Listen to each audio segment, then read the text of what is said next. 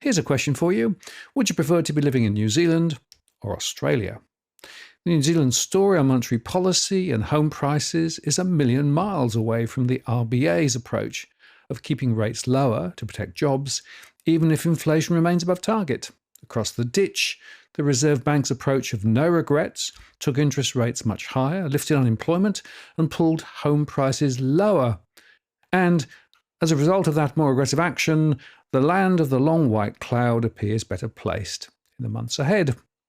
The New Zealand Monetary Policy Committee agreed to lower the official cash rate by a further 50 basis points to 3.75% this week, and they reported that annual consumer price inflation remains near the midpoint of the Monetary Policy Committee's 1 to 3% target band.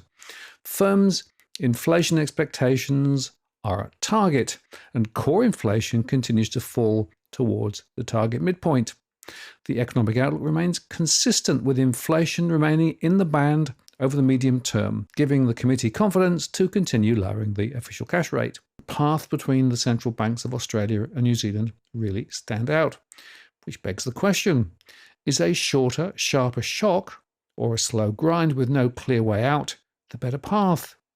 And should stronger controls on mortgage lending be imposed to keep house prices under control? Oh, and yes, and the elephant in the room, should migration be dialed back, as in New Zealand, or should migration be pushed hard, despite the rhetoric, as in Australia? On so many fronts, New Zealand seems in better, if imperfect hands, than Australia.